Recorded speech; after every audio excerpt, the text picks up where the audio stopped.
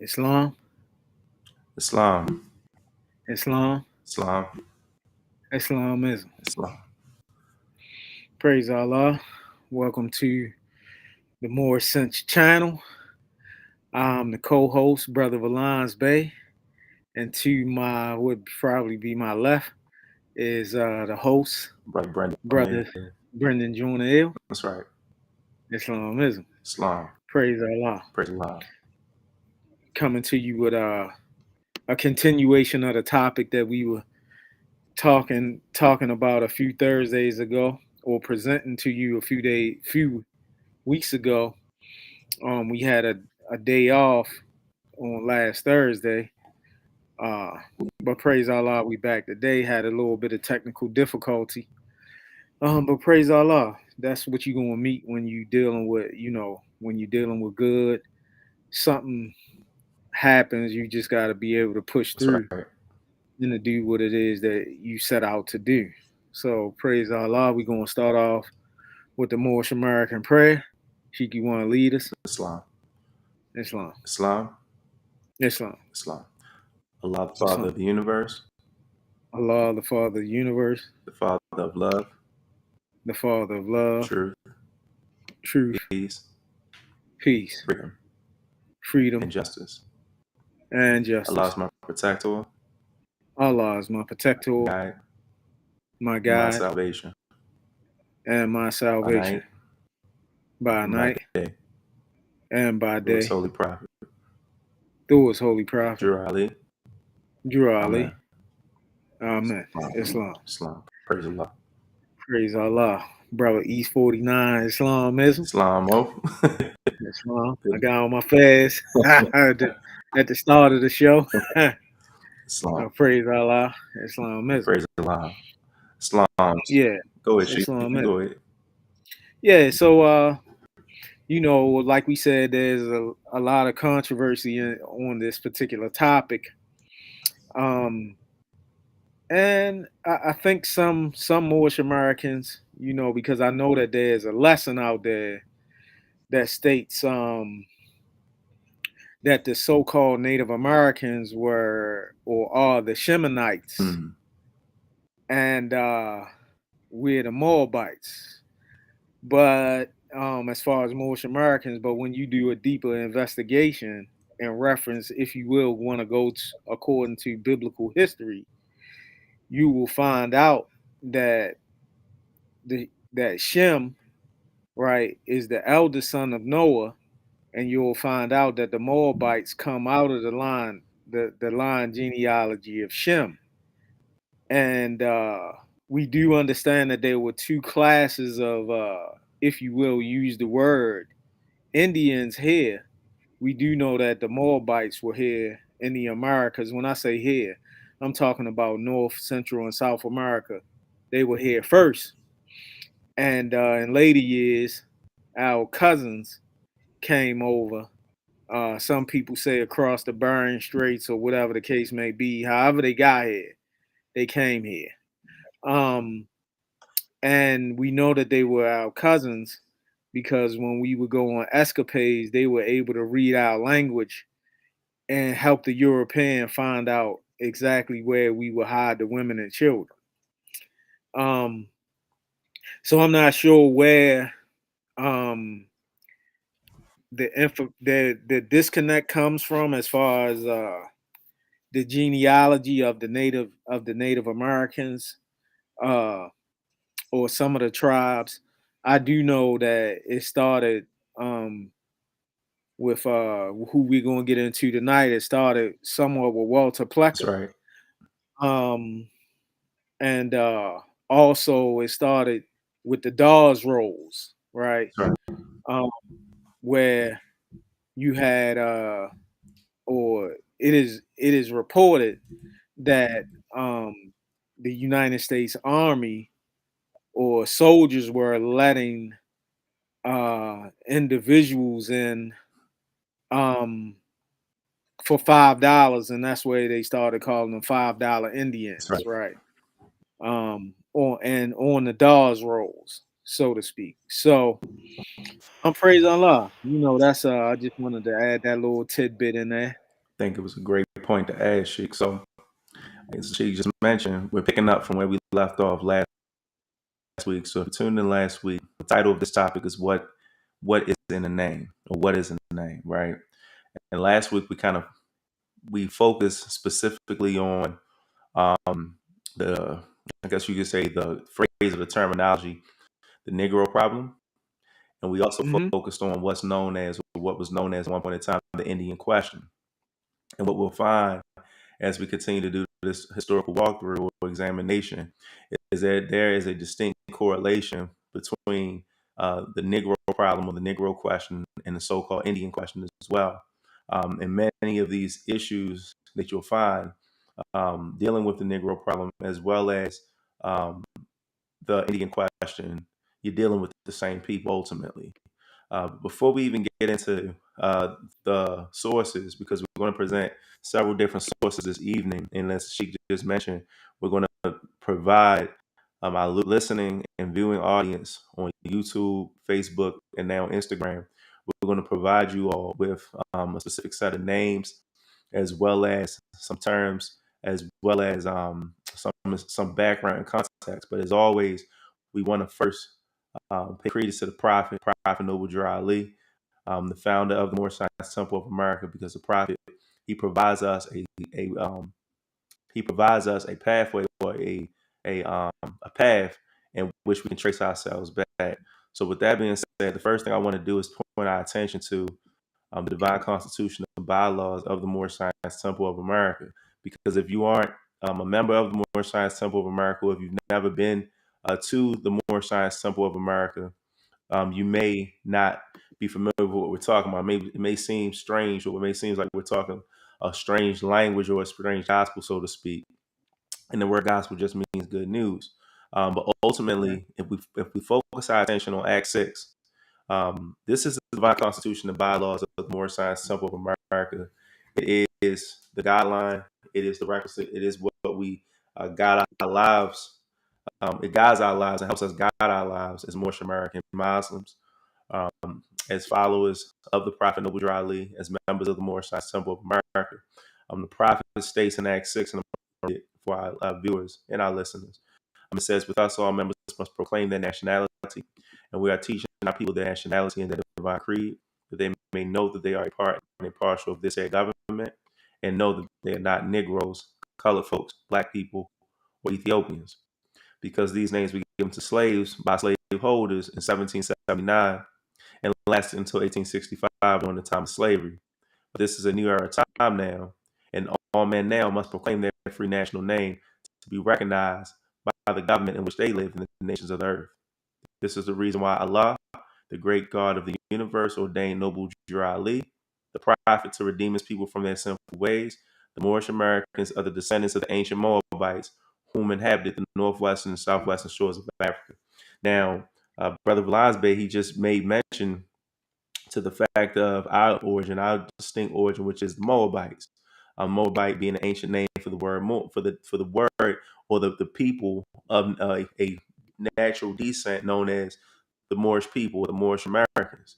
But when you look at the specific indicators of the words, the prophet makes reference to the words or the marks that were placed upon our foreparents, our forefathers, our foremothers, and those words are some words, and if not all words, that still exist to this day.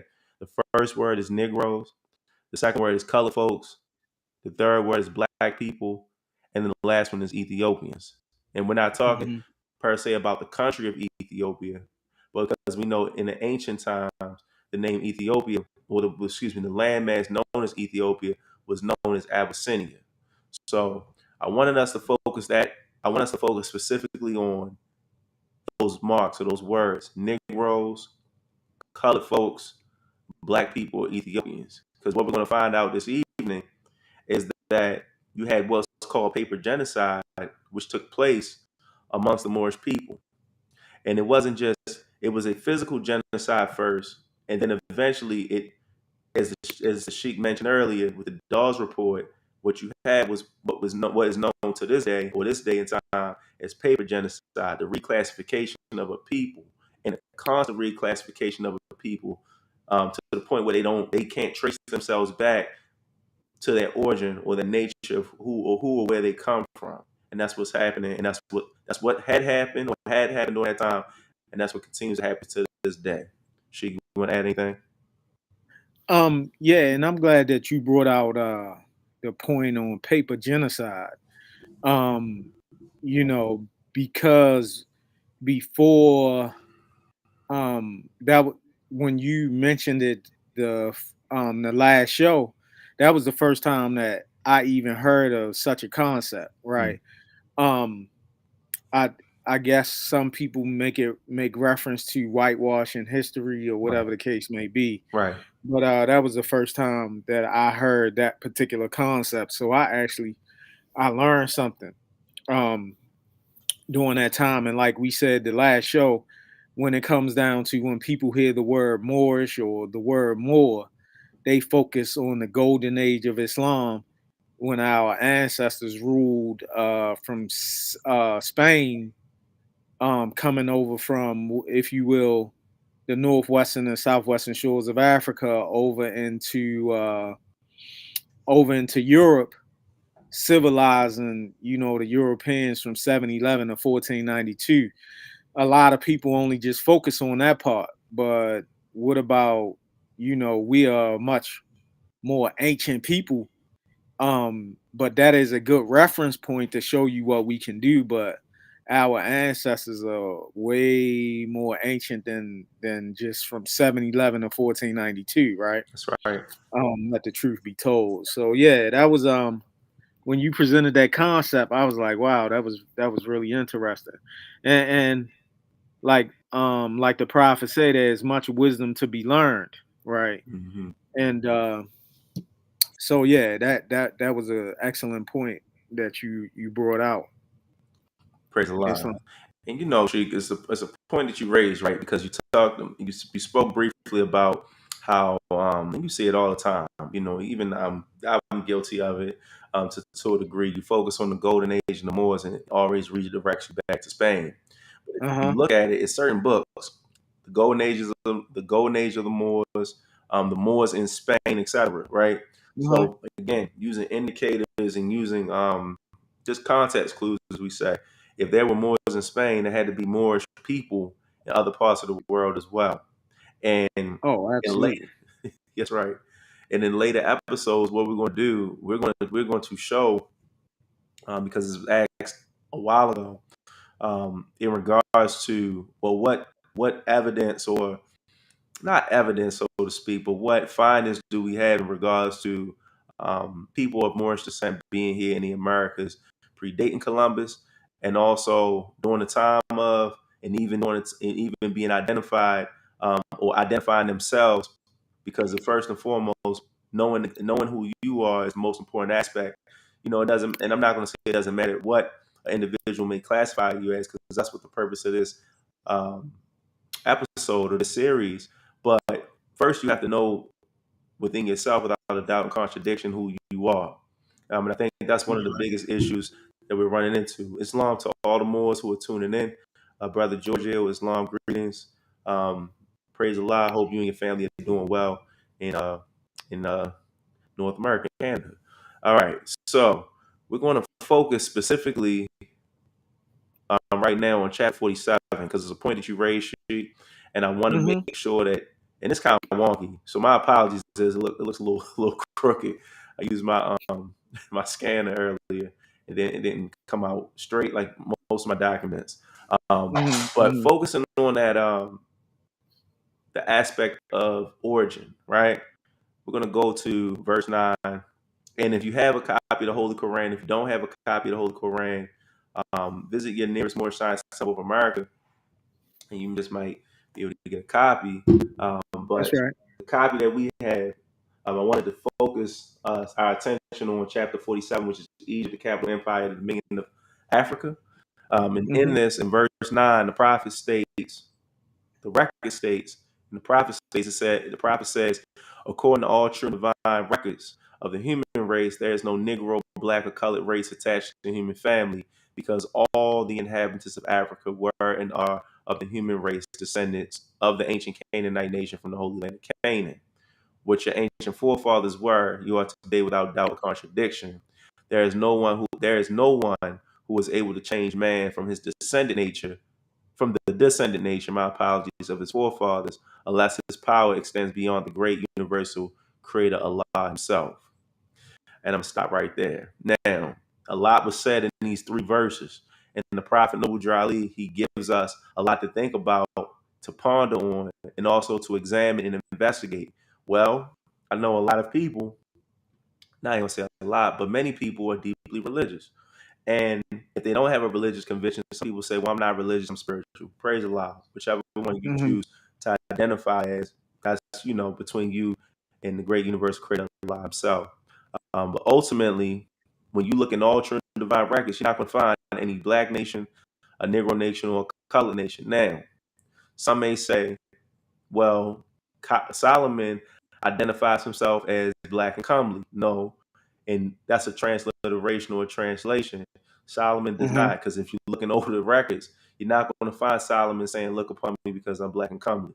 And then if you look at it even more, if you investigate it a little bit more, he himself is not speaking in reference to his origin or his descendant nature. He's speaking specifically in regards to the complexion turning a specific shade of olive or that hue, becoming darker, being in the sun, being in the geographical location that he was in at that point in time. But I Mm-hmm. say that, and I don't say that um, to belabor the point, but I've gotten um, in a lot of some dialogues with people when they try to use that, and that doesn't work. And where I'm drawing from when I get to that point of Solomon is from the Great Book of Resurrection. So I wanted to bring that point up to you. Yeah, yeah, and that's good because when you look at that, right, what people have to remember is that the Bible is a translation, and if you're gonna use certain Bible verses or whatever, it's good to trace those things back to the origin where it came from to do a not necessarily a comparative situation, but more or less so you can get a good understanding of what and how certain things came about. That's right. Um, One thing is the word Easter, right? Mm. And I ain't gonna give it away, but just go get a good Bible dictionary and you know, number one, that you can't even find that word in the Bible, You can't. right? Right.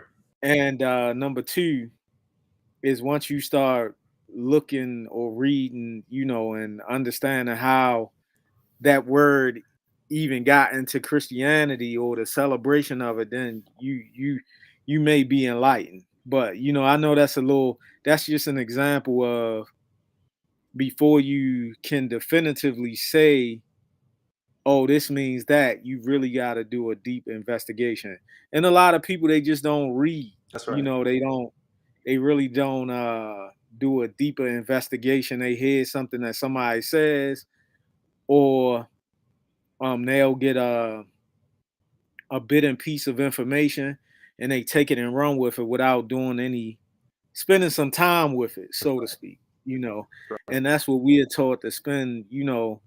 If a teacher is standing before you, I don't care who it is, you hear what they say, you spend some time with what is presented to you, because that teacher might be off, or you know they might have misstated something, and not necessarily all the time on purpose. Their mind might be moving, and a number of other things. So just put that out there. Praise Right. Allah.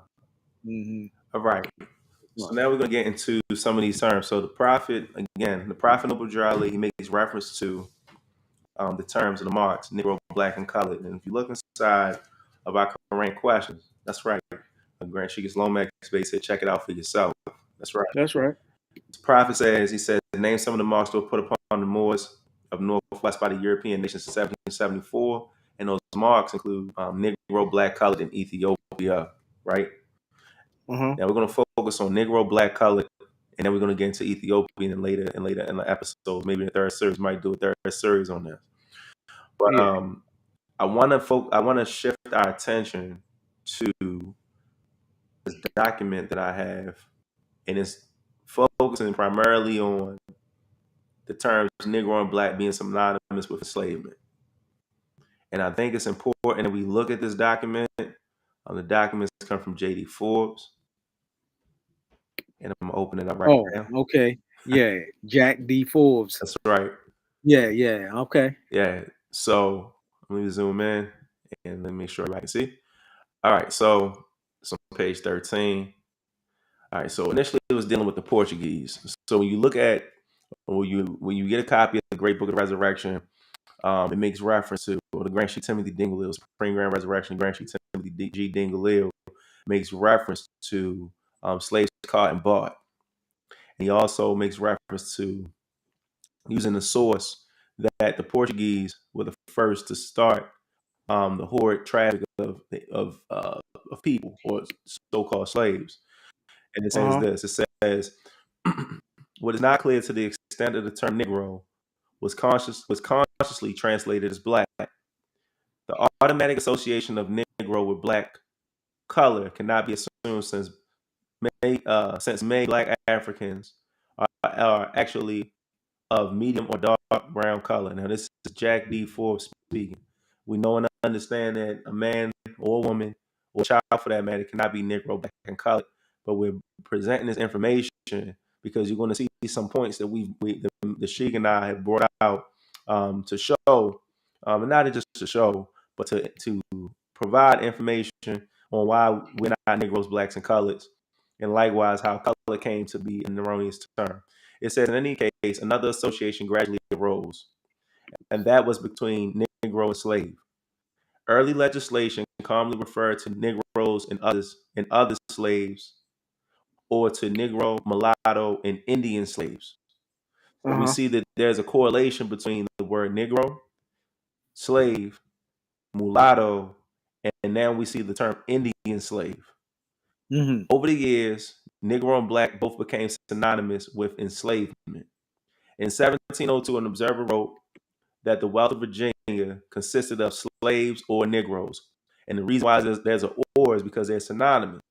When you say the word Negro, you're saying the word slave, and Negro is synonymous with the word black. By Mm-hmm. 1806, Virginia judges ruled that a person who was of so-called white appearance was to be presumed free. But in the case of a person visibly appearing to be a slave of the race, it is incumbent upon him to make out his freedom. So they were at that point in time making a determination on whether a person was free or a person was enslaved or a slave based on their appearance. And if a person was not of what they call the quote unquote slave race, we're talking about Negro, black, and colored, it was to that individual, he or she, to make out their freedom, to show their manumission papers or show their so-called freedom papers and things of that nature. It says in 1819, South Carolina judges stated flatly the words Negroes has a fixed meaning, slaves, and it's in parentheses. Mm. What Okay. English meant by the term Negro when they first began to use it is not clear. Certainly, it was not then synonymous with slave, as a great many persons so classified were free. So, Negro at one point in time, and even now to this day, was synonymous with the word black. Eventually, it became synonymous with the word slave. Now, when you look at these words, if there's a correlation or direct correlation between those words, and we know that words carry a specific meaning, it carries specific vibration, harmony, etc. Those words are all synonymous with each other: Negro, black, and slave. It said, Mm-hmm. did it mean African, a quote black person, or any dark-skinned individual? Today, the term is not widely employed in Britain, although the word black is used to refer to people of various skin colors from all of South Asia. So we now lump Asiatics with this term, uh, black, the Middle East, the West Indies, and Africa. Most Native Mm. Americans, if living in Britain today, will be regarded as black. And black, according to science, Wow. means death. Even, especially if their ancestry were not known. Negro was also used in a general way in the North American colonies. Some examples illustrate the use of the word Negro and Black as applied to people of American ancestry. It didn't say African ancestry. It didn't say, it said American ancestry. That's right. It says an excuse me, example from the West Indies is especially illuminating. In 1764, William Young was sent to St. Vincent as a part of the British occupation of that island. Living on St. Vincent were about 3,000 so-called Black Caribbeans, and that's Caribs or Caribbeans, Hmm. or Hmm. so-called free Negroes, about 100 so-called red Caribbeans or Indians. And it says, and some 4,000 French and their slaves, according to Young. The British found it difficult to control the Caribs, and wars were fought with them in 1771 and in 1772, and again in 1795 and 1796. During the latter crisis, Young wrote an extremely anti-Carib tract designed to prove that Caribs should be removed from St. Vincent. They were eventually defeated, and some 5,000 were shipped to an island near the coast of Honduras, and that's in South. That's in Central America, actually. Right. And then I'm gonna read this last part. It's a cutoff. It says Young was anxious to prove that the so-called Black Caribs were not true Aborigines, but were in fact Negro colonists or free Negroes. Oh, we talked about that word Aboriginal There it is. and how they utilize Aborigine That's right. or Aborigines for the people who lived in Australia. That's right. Right. Right. So now we see like a lot of intellectual discombobulation, whether people knew or didn't know. And there are many other terms like I think we talked about the Weasel last, right? That's right. Melungeon. Lunging. Now we talking Quadruples. about That's mulatto. right. And there's a few other words that come, like one word that comes from French that uh when you look into that word, you like, wow. Right. And that word is Huguenot. Huguenots. Okay, so um and it's a guy who speaks Spanish, and he I don't know where he's from, and I don't remember what his name is. And of course, maybe he never visited a Moorish Science temple, and but he has read the Circle Seven, and sometimes he takes some of the things in there literally, Hmm. as opposed to or having a guide being able to show him some of the uh, deeper science behind some of the meanings. But just from a general standpoint of him doing investigation of the Circle Seven and him doing some other research of accounts of things that's written in Spanish, he gives out a lot of history in one book. Man, I've been looking for it. It was from Harvard, and it was talking about headdresses, Hmm. and it showed and maybe on the next segment we'll pull it up. Yeah. It gives you the different headdresses from Central and South America and some North American tribes. And a professor from Harvard actually labeled the or one of the headdresses and named it Moorish. Hmm. Right. So um yeah, and I, man, for the life of me I can't find my sources because I have so many different folders, and I thought I organized them, but you know when you do an update on your computer, Changes, moves, everything. yeah, it changes everything. So we'll be forthcoming with those with that in a later segment. That's right. Yeah. Did you get the pictures that I sent? Yes, sir. We can get into them right now. Yeah, because I want to show people the one um and they change. If you go on the internet now and look for them, They changed it up. you'll They also tried to yeah, change they the switch. narrative Yeah, up they alter. too. But I found one, so Oh, we're gonna get into well, me some so now. when you talk about African history, unfortunately, everyone, as you can see, these particular individuals are the fathers of African history in North That's America. right. And you see their names. You can go do a little bit of research on them. and there's another individual who now, after this came out of them, of these particular Franz Boss Boss. and Yep. Melville That's Herskowitz. right. Once this information came out, of course, they you go look it up now. They say I forget who his name. They only say it's one father of African history, and Delaney. Is it Delaney? Martin hold Delaney. It's on, one of them. what is his name? Asiatic tribe. He's Asiatic, yeah. I think his name is Delaney. Man, it'll come to me. Um, but they they they say he is the father of African history when in all actuality these guys are. Oh no, it's what's his name? Kenneth Dyke, Dike. Never heard of him. Yeah, he was a Nigerian, right? Right. And they say generally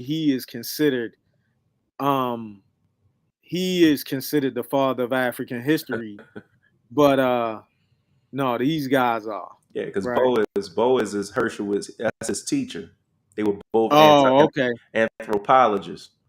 Okay. Yeah, Yeah. So, if you go, I know years ago, on the web, they said nothing about they said nothing about this guy, Kenneth mm, Dyke, right? right. Nobody ever said anything about him. And I was just doing I was going to do some fact checking, and I'm like, oh, they he was this Nigerian who, they say that they look towards him uh and generally is known as the father of African history. And I'm saying, well, how so, when you know during the time of slavery these people didn't want to hear nothing, and I'm not saying they didn't read books by Africans, but you know man, they had a lock on certain things. At the So time of colonialism how in all Africa of a too, G. sudden, I huh? said during the time of colonialism in Africa as well. Yeah, absolutely. So I'm like, well, how did it switch? Right. Yeah, it was just very interesting to see, Mm-hmm. and that's one thing about research. Once you do research, you should always go back and just, fact check what you have already researched, because sometimes they change information, That's right. you know. And yeah, so praise Allah. Praise. Well, these guys right here, here you go. So, um, you know, and I'm not saying that you can't learn something from them, but uh, you know, I'm saying that the story of us coming from Africa comes from these guys right here, Right. and not our ancestors. That's right. So when you're dealing with African history and most people who are teaching from a perspective, like some of the greats who were actually able to break through and come up with their own theories. I mean, praise Allah for that, because it was nothing but Allah that helped those individuals get the breakthroughs. And I'm gonna mention something like Dr. Clark. That's right. May Allah, Please. continue to bless That's him, right. and so he can sail on smoother That's right. seas. Uh, Chancellor Williams. Williams, but their foundational aspects come from these particular That's right. guys, right? That's right. But and I'm not saying don't read Henry Clark or any of those particular individuals. Now, one of the persons who I trust him more than I trust other people is J.A. Yeah. Rogers, Rogers for right? sure. And let me tell you why, Yep. Go right? ahead. J.A. Rogers didn't attend any At all. college, That's right. right? And they were hot with him, Right. so much so that they wouldn't even publish some of his records, and they would talk bad about him, like, "Oh, you don't have a college Your degree. letters. What you writing is erroneous." Oh, they gave him the blues, Right. man. And he was, if you will, he was of mixed race as well, That's right. right? That's right. But he a lot of his records are available, um, whether they be online or if some people already have them inside of their library. That's right. I trust him more than I use him as a guide, Yeah. so to Jay speak, Rogers. right? That's So right. yeah. So praise Allah. Praise a lot. Um, What I talk about? and Go ahead. Go ahead. no, go ahead, Mom. Go ahead. I'm just waiting. I'm just waiting. Go ahead. Oh, what about the pictures of the Moors from Africa and the Moors from did you get that picture? I don't know. Let me check. Let me check and see. Cause I got something for Herschelwitz, man. Oh, well, go. Now let's finish up on Hershowitz first. All right, so Let's let's finish do up that. on him. Because maybe some people have heard of Melville Herschelwitz, and maybe some people heard of Francis Boas. Maybe you haven't. I just want to give a little bit of context behind what we're presenting tonight, because a lot has been said about Melville Herschelwitz and Boas, France Boas. But one thing I want us to pay attention to is the fact that when you're dealing with Melville Herschelwitz, I'm pulling up right now. You see this? Let me see. I'm gonna put it on a tab. All right, here we go. So Melville Herschelwitz, right? Mm-hmm. So this is an article I found, and it's from B. Rose. It's a French um, publication on the Encyclopedia of International Histories dealing with Okay. anthropology. Now I'm just going to go through a little bit of it. It says, and this is why when we look at somebody like Melville Herschelwitz, you got to look at what he presented, and also what he did to kind of, like, I guess you could say, block or even discredit, as you mentioned earlier, Uh huh. Uh huh. some Asiatics. Now, some of the Asiatics that he discredited, some of them are well-known names. Some of them we know were somewhat decisive in Mm-hmm. how they treated other Asiatics. But I wanted to point out some points. So it says Melville Gene Herschelwitz was an American anthropologist and was among the founders of African anthropology. So there it is, right there. We're not making it Okay. up. We don't have any emotionalism behind it. You can look anywhere on the web. It's going to tell you that this man, Melville Gene Herschelwitz, is the man who introduced African studies, and I believe it was Northwestern University. He was the first one to Okay. do it. Now, why is this not necessarily problematic, but why is this somewhat of a gray area? It says from the 1920s to the 1960s, Herschelwitz confronted questions about race and culture and innovative and groundbreaking ways, converted hierarchical ways of thinking about humanity, and underscored the value of human diversity. His research in West Africa, the West Indies, and South America documented the far-reaching influence of African cultures in the Americas and underscored by a vibrancy of so-called African American cultures. After World War II, he played a prominent role in the development of African studies programs in the United States, because it had to be these programs. Let me segue. The reason why it's important that this man developed African centered or African studies programs in the United States universities is because our people, Asian people in America, were attending universities at high numbers following World War II. Prior to Mm-hmm. that, you had individuals who were either from well-to-do families of people who come from somewhat of an elitist background, or even those who were an amalgamation between European and Asiatics due to the Mm-hmm. advent of slavery. And those individuals were some of the rare few that were actually able to go to college and universities. Now, after World War II, many other Asiatics of different, as you want to say, classes were able to go to universities, and the whole aspect of concept of one's history had to be taught in a way where it was coming through a form of indoctrination. So if I can convince Mm-hmm. you that you come from somewhere else, if I can convince you that this is your history, if I can convince you that your history is based solely on a culture, a created culture, because that's what Herschelwitz was dealing with when you investigate him and look at this article. then in your mind becomes programmed to think, okay, Hmm. I'm dealing with what they call Africanism. Don't ask me how I know this shit. Hmm. Ask me how I know Yeah. this. How you know it, Oh, that Mo? was my minor when I was in college. So they Praise teach the you Lord. African Uh huh. studies and they teach you what's called ethnographic showcases, and they program your mind to focus on African centered thinking.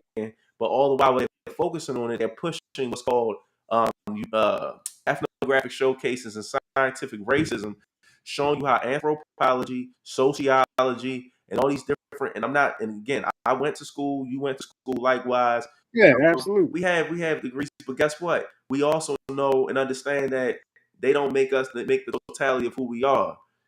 That's right. And I'm speaking for myself. I learned more about myself in the Moorish Sense Temple of America than I did doing undergrad or even earning my master's. I had to say, when you look Mm-hmm. at what's being promoted even to this day in many of those college campuses, you're going to find that it's a programming and indoctrination to get you to buy into the idea of what Herschel was pushing, that you come from the continent of Africa, that your people or your ancestors derived with descent from nothing but slaves, and that you didn't have a history predating the 1800s. And and man, I praise Allah for Prophet Noble Drew That's Ali right. for giving us a guideline, and furthermore, like Timothy Ding Will, right? He teaches us how what the prophet says: if I can get you to think, you can save yourself, That's right. right? And on first glance at the resurrection book, because you'll hear a lot of people try to Just talk bad about fine, man. it, Yes, they you do. know, and, and say all types of goofy stuff about it, right? Right. But that's because they have never sat in the school to actually be taught what Timothy Dingle was writing. That's right. Okay. And he writes in a particular language and style, number one, where we can understand him. Number two, um, he talks about copyright. Okay. And when he's talking about copyright, he's talking about it from several different perspectives. That's right. Okay. And he said that he will use documents. He will use the prophet's works, right? The founder, the author's works, That's right. and he will use other documents likewise because he's trying to express a point. Okay. So when in his expression, he's leading us to other information Right. to draw a mental clear picture in our mind so that we can understand certain things. And as a result of that, that's why, persons such as yourself, myself, other individuals who haven't even been to college, but you know, we read the resurrection book, and not only reading because we have many different teachers who teach from different That's perspectives. right. When they teach, they don't just they'll give us a piece of information, and then we go and we look and we keep looking, and then we find it, and then we go back and we confirm what we have found Islam. with the teacher. And then the teacher tells us, oh yeah, y'all on the right track or Right. you're not on the right track. That's right.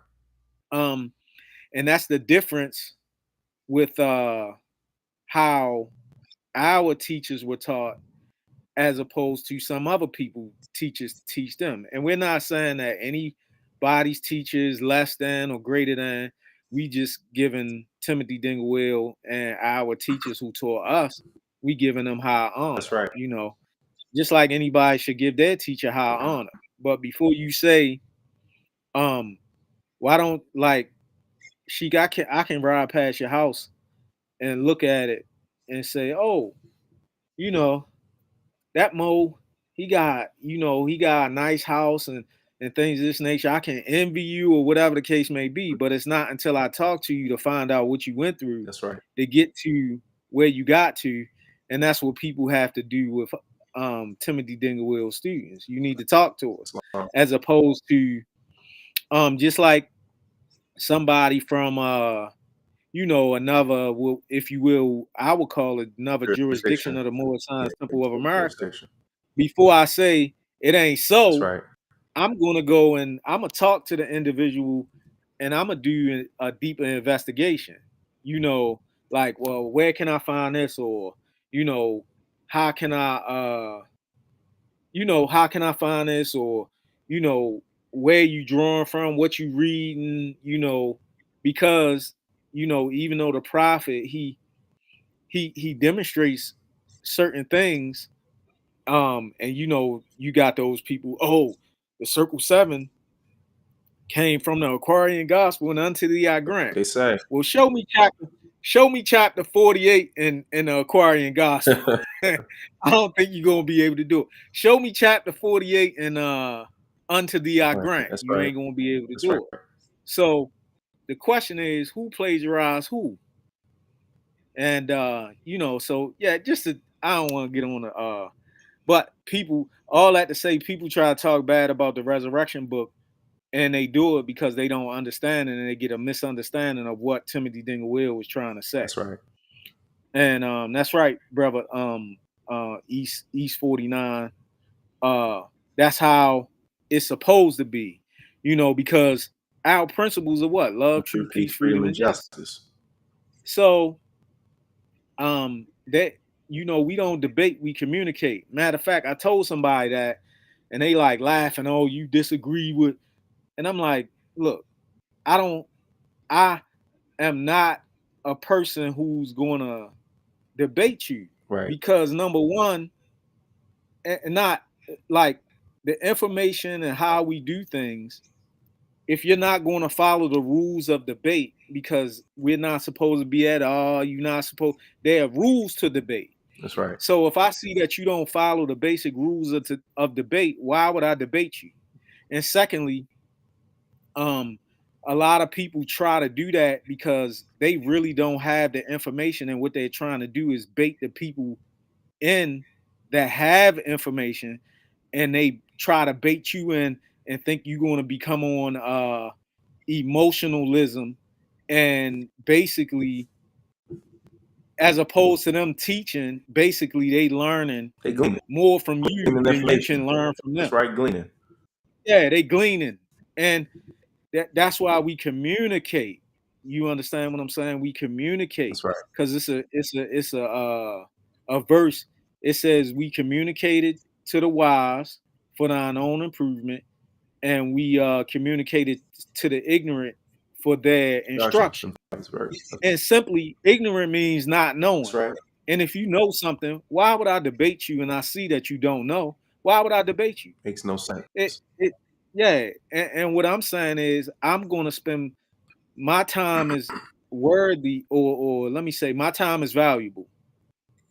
I'm not going to debate somebody who is not listening, or I can share certain things, but praise Allah. That's right. It's it's not worth my time, is what I'm trying to say. And I'm not saying that that person is not worthy, but it's not worth my time, because I'm not going to get into an argument. I got a wife to take care of, children That's to right. We got take care of, responsibility, man. temple Right. duties, and I'm not going to waste my spiritual energy on somebody who ain't listening. That's So, right.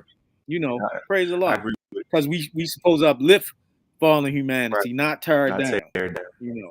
Yeah, praise East Allah. 49 say if I can't correct my brother to be on the right path, then I ain't on my duty. That's right. And Chickens Lomax base said they have a lack of understanding. And that's right.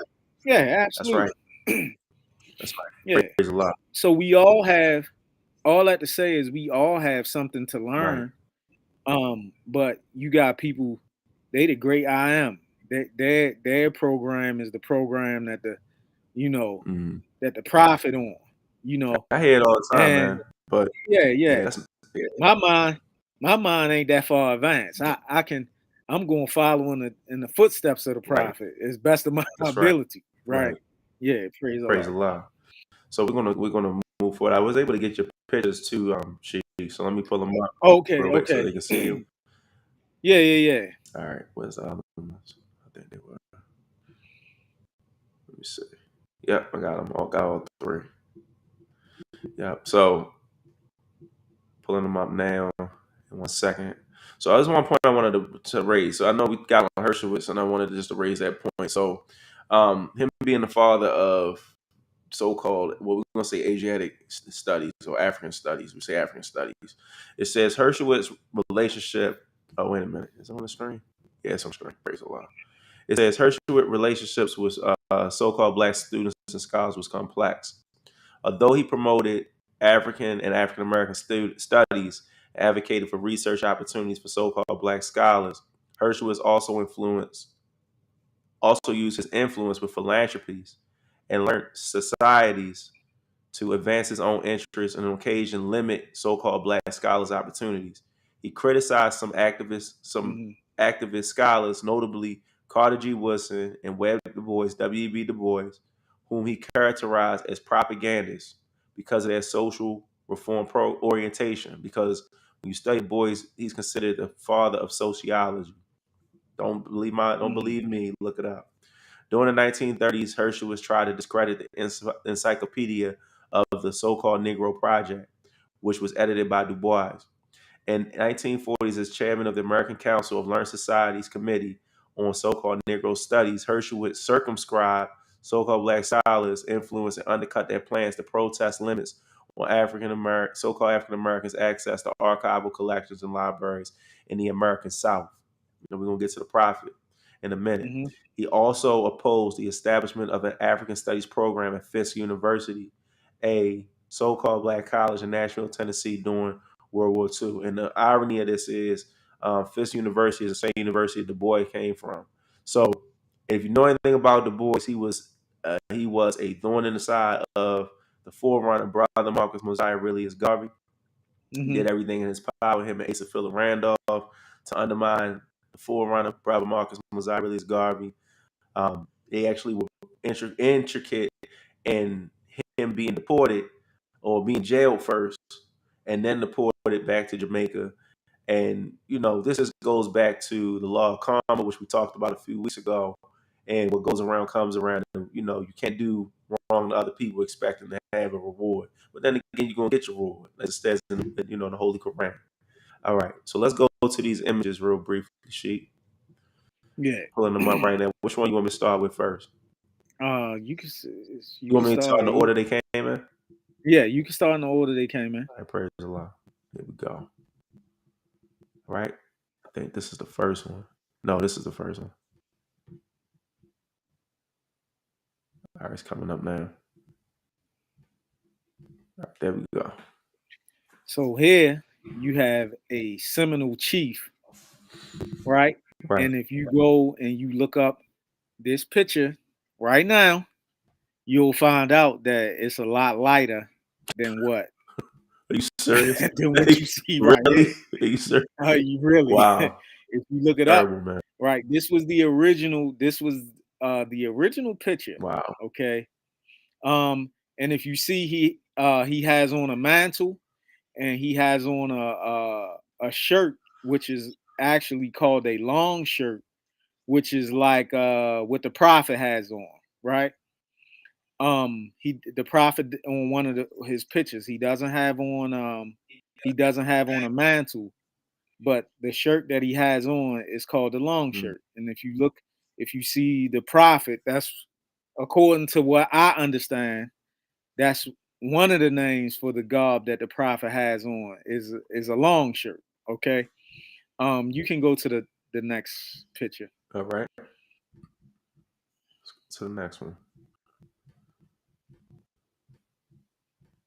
And this is the second one. And then we get the third one coming up now. Or after this one. Okay. All right, here's the second one. Now what you see here are Moors from Africa. And if you notice, they also have on mantles, Right. right? And it's similar of the staffs that they are holding or spears is similar to the spear that the brother was holding in his hand in the last picture, Mm. right? But as you can see, they have one is a brother in the yellow, and the other one is a sister, Right. right, in the red. Okay, so when you see these particular pictures, you see that they have on it's similar dress, right? The difference is the sister and the brother in this picture have on helmets, but you see that they have on their mantles, right? That's right. Now you can bring up the third picture. All right, here we go. Third one coming up now.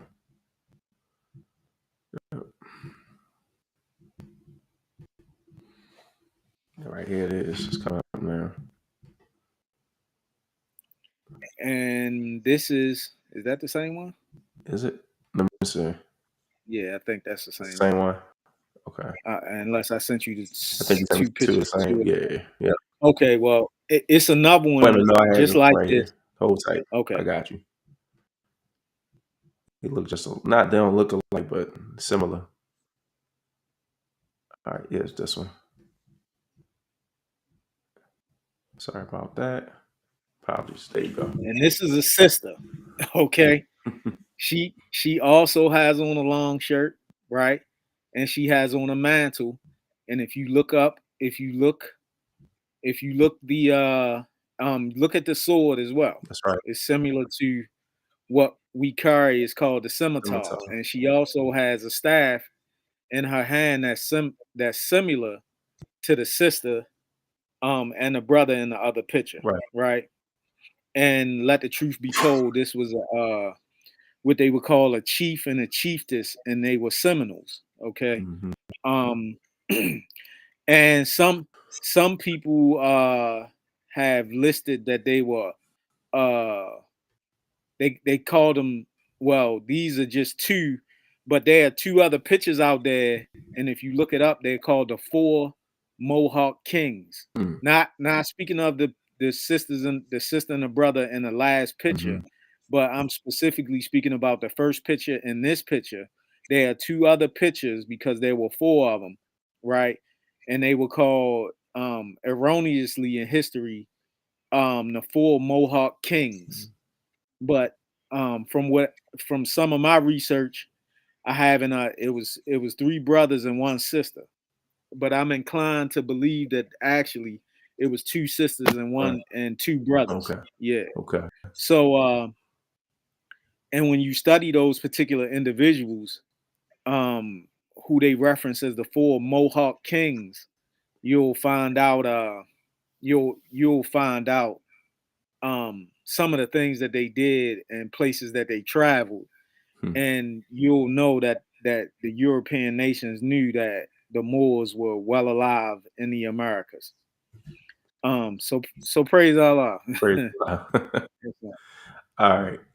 So the last point we want to cover, we got a little bit of time left. That rank is higher than giraffe neck. All right. So we want to get into Walter Placker. But before we get into Walter Placker, I wanted to focus on the Prophet's editorial. It's a portion I wanted to read. Always pivoting back to the Prophet Noble Drew Ali. And this is an editorial, a divine warning from the nations by the Prophet. I'm going to zoom in just real briefly. It's pretty lengthy. I would suggest, if you have a copy of the Moorish literature, is to take your time with this editorial, to look at it, and go through the concepts, because it's a lot that the prophet is saying.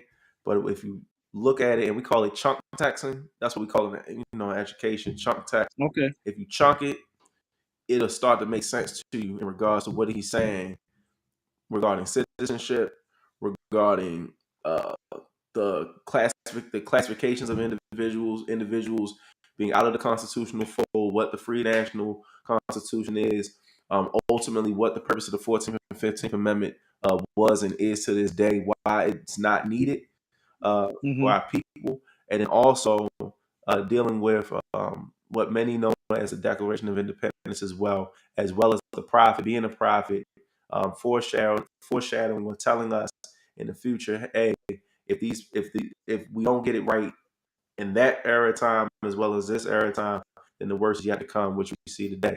But the part I'm going to Right. focus on specifically, the prophet gives us the origin of these words that we mentioned earlier. And we're going to focus on the word Negro, we're going to focus on the word colored, and then we're going to get to Walter Ashby Placker, as well as Virginia. All right. It says the word Negro deludes in the Latin language to the word nigger. the same as the word colored alludes to anything that is painted, varnished, and dyed. And every nation must bear a national descent name of their forefathers, because honoring thy fathers and thy mothers, your days will be lengthened upon this earth. These names, talking about Negro, colored, and you can put black on there too, have never been recognized by any true American citizen of this day. Through your free national name, you are known and recognized by all the nations of the earth that are recognized by said national government in which they live. All right, I'm going to stop right there, because the next portion, like I said, in chunk text, is dealing with the 14th and the 15th Amendment. And we can get into that in later episodes as well. Individuals have any questions or inquiries on that topic. All right, so Negro, colored, what may have you, and how does this tie into the Negro problem, the Indian question, etc. Now, I presented this document the last time, or 2 weeks ago, and it was dealing with John Powell, and it was also dealing with Ernest Sevier Cox, who were the founders of the Mhm. Anglo-Saxon Club, right? And we Mhm. also focused on the first families of Virginia. Those first Mhm. families being descendants of Pocahontas. You can find that in the Great Book of the Resurrection. There's Mhm. also other documents that will actually identify and name some of those individuals who were descendants of Pocahontas' son. Well, I'm going to scroll Mhm. down real briefly.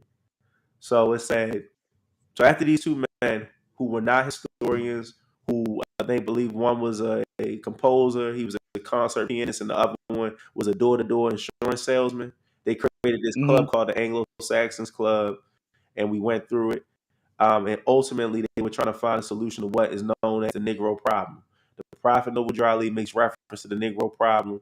And if you look in, and we mentioned them earlier, Du Bois and Booker T. Washington, just to name a few, they had what was called the Negro question or the Negro problem. All these Mhm. individuals were trying to solve it through social issues. But when you look at what the Prophet says, the Prophet Noble Drew Ali says that the issues, and I don't want to misquote, so I'm going to read it from the Moorish literature real briefly. The prophet says that the issues that we find, he says that, excuse me,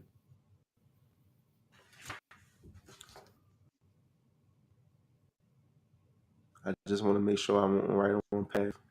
Mhm. This one's a little different than the one I'm used to using. Okay, that's it. The prophet says, that is, he says in the conclusion, I urge you to remember that it's work enough for all to do in helping to build a better world. The problems of life are largely social and economic. In a profound sense, they are moral and spiritual. So social and Mhm. economic issues are tied into moral and spiritual issues Mhm. and Mhm. tied into each other. And what you find with people like Du Bois and individuals like what's the other guy's name, Hershowitz, etc., they're using Mhm. these man-made concepts of anthropology and sociology to try to find a solution to certain concepts. But the prophet lets you know that the issue that was lacking at that point in time were moral and spiritual issues. And even Mhm. today, it's still a moral and spiritual issue. It's one of the Absolutely. biggest issues that we're facing right now, not only as a people, but as a collective in humanity in Mhm. general. All right. Mhm. So moving forward. So when you're dealing with this Anglo-Saxons club, you had Walter Ashby Plecker, who was a director of vital statistics in Virginia. And The he's first. the first, right? The first Mhm. name. And with Plecker, Severe Cox, and the other gentlemen, what they did was they were able to implement through legislation what we know today in many of our states, this whole idea or this concept of racial classifications. They were able to promote what's known as the one drop rule, which is erroneous as well. Mhm. We were Mhm. denying and depriving people who were letting them know, hey, this is what family I come from, or this is what specific um, area that I come from. This is my family. This is my, not just, you know, what I say that I am, but this is who I am. They were denying it based off of appearance, but also based off of their ignorance. And when I say ignorance, I'm not saying not to know. Like they knew good and well there was no Negro, black, and colored, and they would identify people as Negro. But anyway, Mhm. through this demonstration, this vital statistics, and this concept. It says there should be instituted immediately a system of registration and birth certificates showing the racial composition, and it says white, black, brown, yellow, and red of every resident of the state. We're talking about Virginia. And then Hmm. Maryland adopted it, and then other states eventually adopted it as well. It said no marriage license should be granted upon presentation of attestation under oath by both parties of registration or birth certificate. It said Hmm. so-called white persons can only marry so-called white persons. For the purpose of Hmm. legislation, the term white person should only apply to individuals who have no trace of any other blood than, quote, Caucasian. Mm. It says this petition was presented to the Virginia General Assembly at its next session. So they were putting this in as a bill or a petition to get it recognized in the Virginia General Assembly. It says the purpose of this petition and the goals of the Anglo-Saxons Club of America were achieved during the session in 1924 with the passage of the Race Integrity Act. Yep, the Racial Integrity Act. That's right. This legislation was enacted largely as a result of lobbying efforts of John Powell, the man we talked about earlier, Ernest Cox, Hmm. and Virginia's first Registrar of Vital Statistics, Walter Ashby Plecker. In essence, the race integrity law created two racial groups in Virginia, so-called white and so-called colored. And it's interesting because, I made mention of my family in the first episode. Well, my Hmm. family, my grandmother and my great grandmothers, all from Virginia. They never identified themselves as. I never heard people say, "Oh, we're black" coming up, but they often used Hmm. the word "colored," and they used to make me cringe, man, when I used to hear Hmm. it. But now it Hmm. makes a lot of sense when you see this, how it was put into law and how it was adopted by the people. It said anyone Hmm. who could not prove herself or himself white was classified as colored for the purpose of birth records, marriage licenses, school attendance, or death certificates. All points where personal freedom and governmental control are interacted. You got anything to say about that, Street? Yeah. So Walter Plecker, right? Yeah. He wrote a book. Well, it was three authors who were inspired to write books, and in order to understand him, one is it's called The Black and White World of Walter Plecker, and that's by Warren Fisk. And then there's one called The Campaign for Racial Purity and Erosion of Paternalism in Virginia. That's by Douglas Smith. The last one is called The Last Stand: The Fight for Racial Integrity in Virginia in the 1920s, by Richard Sherman. Okay, Mm. now um, two of them are journals, right? Mm-hmm. And when we talking about journals, um, there are these scholarly organizations such as the American Sociological Society that they write a journal, Right. okay, and they've been writing journals for years on top of years, right?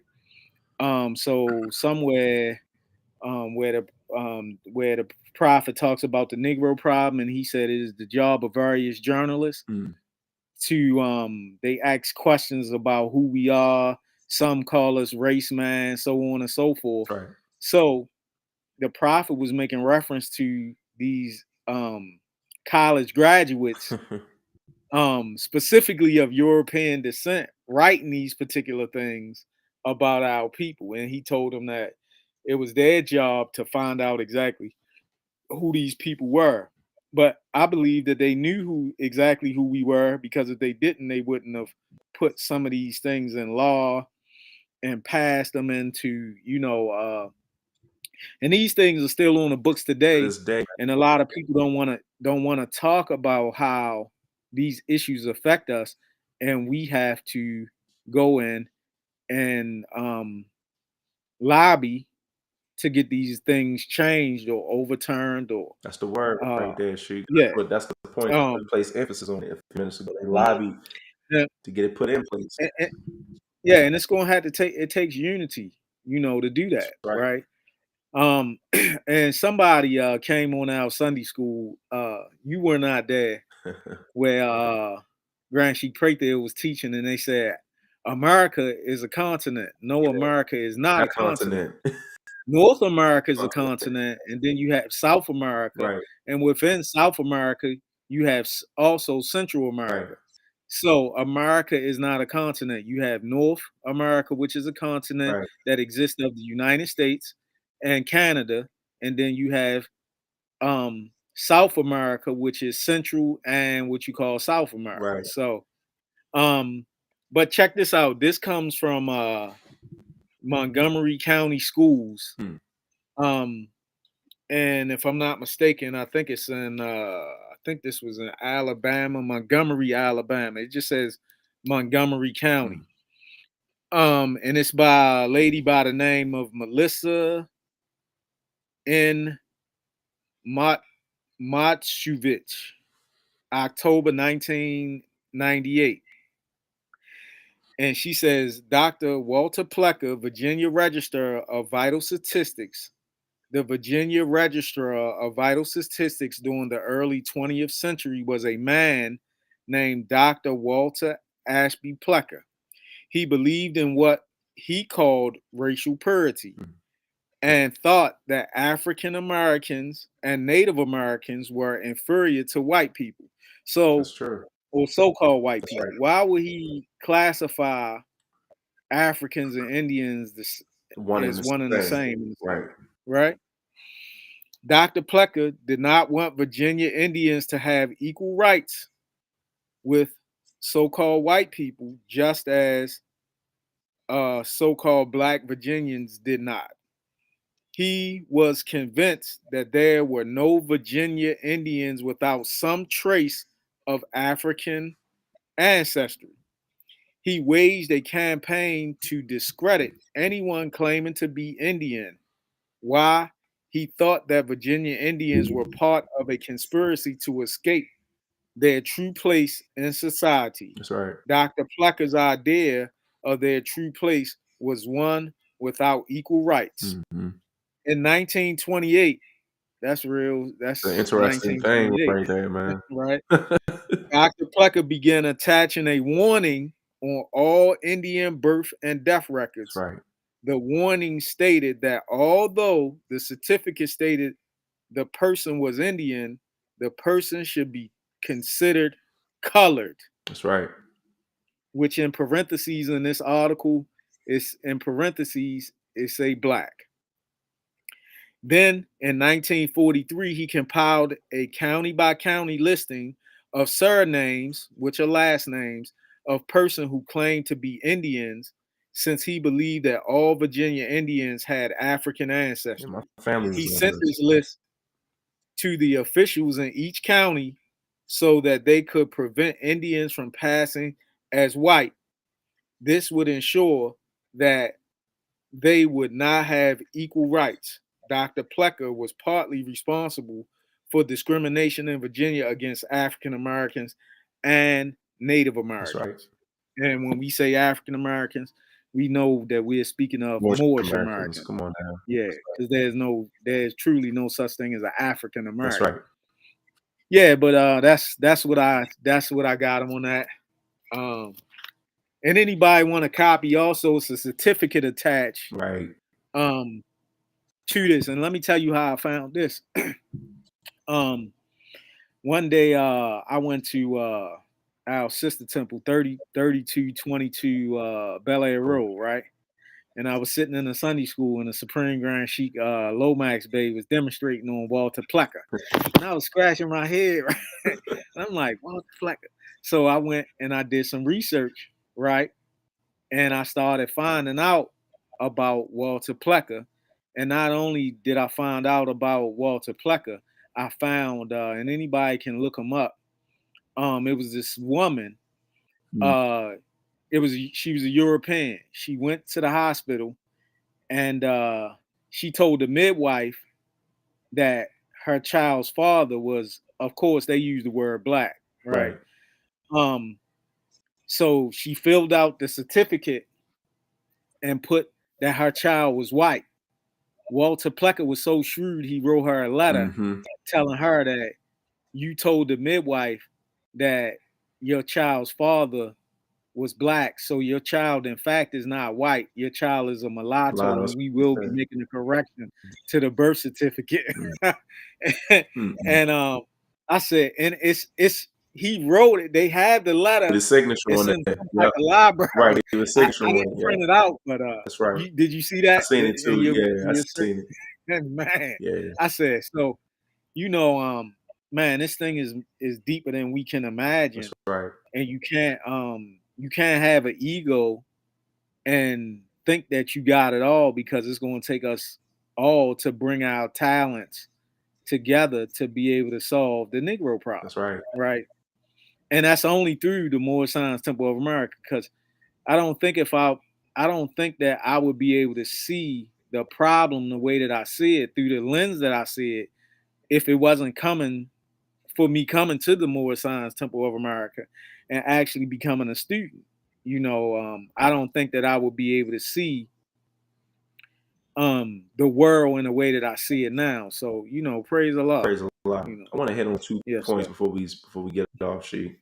Yes, sir. Because the first point I want to hit on, we just brought a point up, right? So Walter Placker, we give him, we have mentioned his name a lot, right? But Yeah. again, for whatever reason, and going back to J.D. Forbes, right? I want to focus specifically on this portion that says Virginia. It says it says Virginia tax rolls and census records. Let me make sure I zoom in so everybody can see it. All right, there we go. It says Virginia's tax rolls and census records from the 1780s to the 1850 have numerous examples of people of Indian tribal identity being classified as free persons of color, so-called Hmm. color, or as mulattoes, as you just mentioned.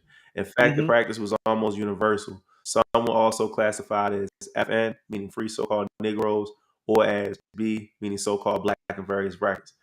In certain counties, such as Southampton in 1830 and in parts of Delaware, virtually all free non-so-called white persons were categorized as FN. It says, although enumerated under the free people of so-called color column, these lists included people of the Natty Coat and other tribal groups. Under certain Uh-oh. under certain conditions, persons of African descent could legally be classified as members of an Indian tribe or as Indians.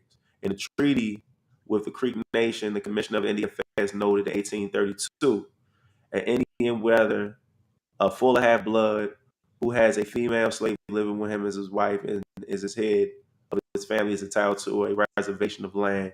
So-called free blacks who have been admitted as members of the Creek Nation are regarded as such by the tribe, or if the families are entitled to reservations of land, right? It said in Mm-hmm. the 1860s, all persons of so-called African ancestry who had been slaves were granted by treaty citizenship in the 5 civilized tribes. We talked about that last time, right? Uh-huh. And I Uh-huh. put the word adoption right there because they were Uh-huh. granted. That's a dealing with adoption. All right. Uh-huh. It says the general trend, however, was to enroll the more visibly part African persons as freedmen. Now, the reason why I wanted to bring this up is because a lot of people are going around nowadays calling themselves freedmen and descendants of slaves. Man, you need to be very careful and very mindful what you call yourself, because What label will mark you yeah, putting you on put yourself? marks on yourself, man. You don't even know, and most people don't know what it's about. It says, and to restrict their tribal status. When lands were allotted in the 1880s to the early 1900s, most such persons were not allowed to assert American ancestry and were therefore denied future rights as Indians. See, so they canceled themselves out both ways. It Mm-hmm. says, all right, I'm gonna stop right there on this one. Now, let's go to this next one. Since we're dealing with Placa, and then we can wrap everything up. Walter Placa, going back to what you just stated, I want to show everybody so they see what you said verbatim. And I was saying earlier, yeah, that list, there's a lot of surnames that end up on that list. It says, Mm-hmm. and this is in regards to Placker, it says, in a letter responding to an inquiry about Virginia's Indians, he, meaning Placker, commented, there are probably no native Virginia Indians unmixed with Negroes. That's exactly what you just said. Our office, our office is in the possession of old birth, death, and marriage records reaching back to 1853. So they had the records of these Asiatics, these Moorish Americans. Mm-hmm. The marriages were reported by the county clerks to the state auditor at the end of each year and indicated whether the parties were so-called white or free Negroes. We just went over that. These Mm-hmm. old records are now in our keeping. So now Walter Plecker and his administration have these records, and Mm-hmm. they're holding them and they're altering them. It Mm-hmm. says in practically every case where the pedigree of the so-called, so he said so-called Indians has been investigated, it has been found to be upon this free Negro, so-called Negro blood. That's from Plecker in 1925, which is another interesting year. That's an interesting year, Another interesting right? year. Plecker And, proceeded. Go ahead, she. uh-huh. Go ahead. And didn't it say somewhere where the prophet went to President Woodrow Wilson and asked him why on official record Come on now. you label my people as excuse me, why in the public you call my Nick. people as Negroes, but on official records they are That's Moors? right. Man. Come on now. Correlation. It says Plackett then proceeded in his letter to discount the claims to Indian heritage of each Native American group in Virginia. The Pamunkeys he discounted as heavily mixed with so-called Negro and so-called white with a faint trace of Indian. So he just obliterated So people. You know, just no so respect. so now, Come on, right? now. You Yeah, because you read a little bit about Delaware and the nanny coat, that's right. okay? And when you get into who the nanny coat and who was in Delaware, and seeing you start seeing some things about that, because we did show a map That's right. um that showed you specifically where Moors were, right, last in the Americas of Indian, or what they've labeled as Indian tribes, right? Right. Now, not only that, okay, um man, we did the little experiment where asking people to raise their, put one or two, or That's right. and some people was able to put one and two, That's right. so man, it's just, it's just a beautiful thing when things start to, come together. Right. Right. Yeah, praise the Lord. Praise Allah. He says he described the Rappahannocks as a group of similar origin that have about the same claim to being Indians. Plucker claimed of the Chickahomie Indians that their existence as a tribe was a political trick. So he's just Huh. discrediting everybody to enable the so-called white people to maintain control of the government. Indians not being voters. And I'm gonna stop right there. Wow. Man. So we see now Delaware and Maryland is a very interesting place too, Yes, right? it is. And the reason being is because between Maryland and Delaware, you have something called the Mason-Dixon line, right? Right. And look, and you wonder, you like, hold up, like what is what's going on? Why did they even have to, what happened Right. and what was happening? And when you go start to research, um, and Philadelphia is another very interesting Right. place, right? Pennsylvania. That's right.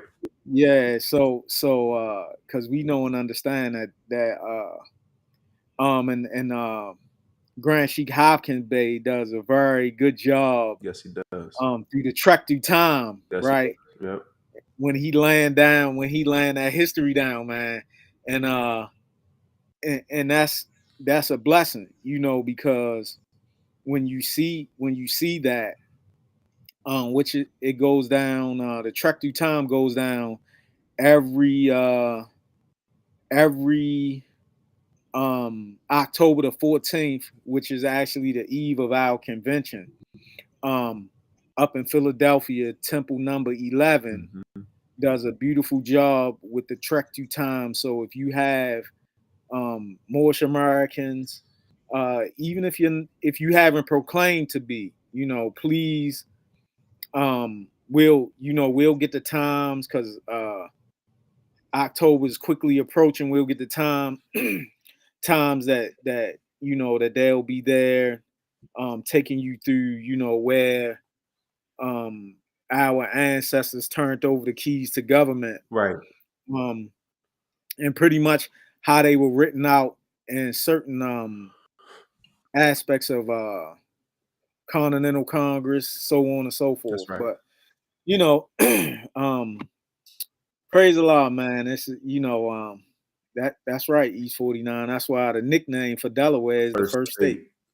Right. Right. So And Shiga Lomax Bay said when Placa changed their status to colored, a colored hmm person could not own no land, and that's why they were able to take it. And that's true. That is true. hmm Land grabs. hmm Yeah, that's definitely and they true. land grabs, and they also got it through because they adopted Pocahontas, Right. Oh, we're gonna get and into that by one. adoption, We're gonna and I'm gonna hold on to that. get into that one.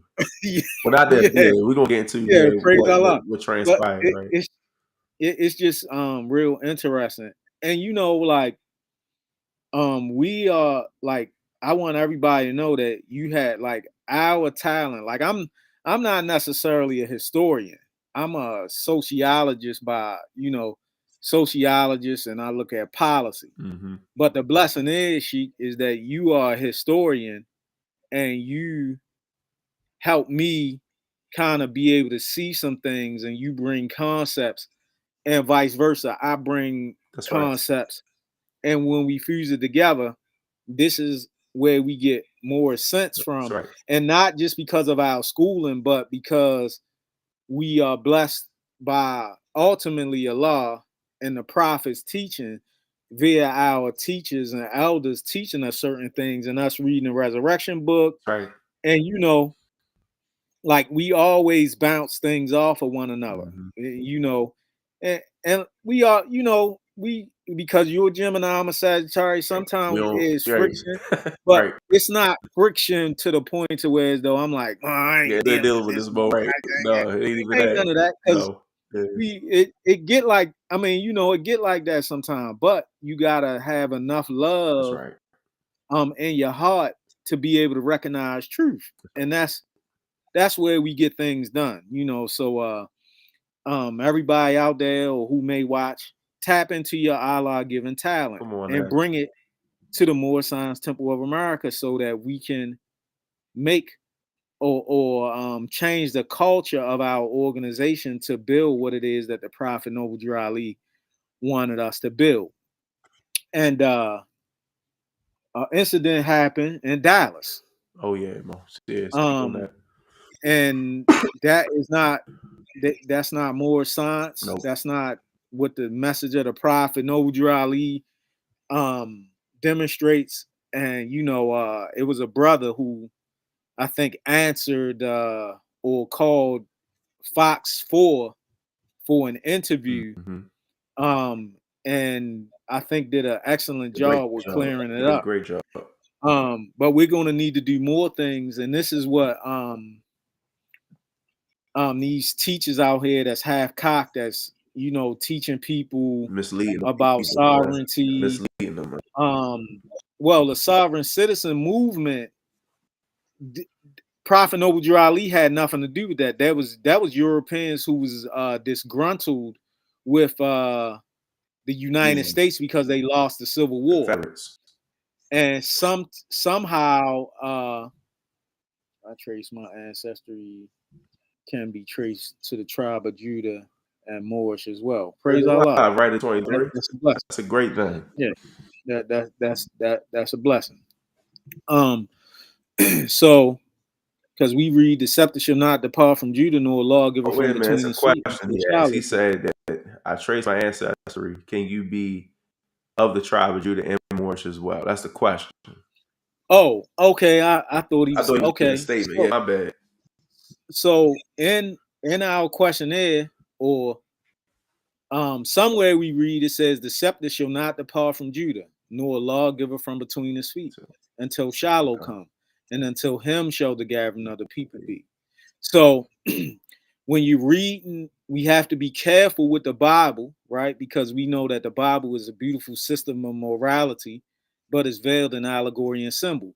So if you are saying that you are from the tribe of Judah, um, we have names that identify That's right. what the tribe of Judah That's is, right. right? And so if you are from the tribe of Judah, you are Moorish, you're not black, Right.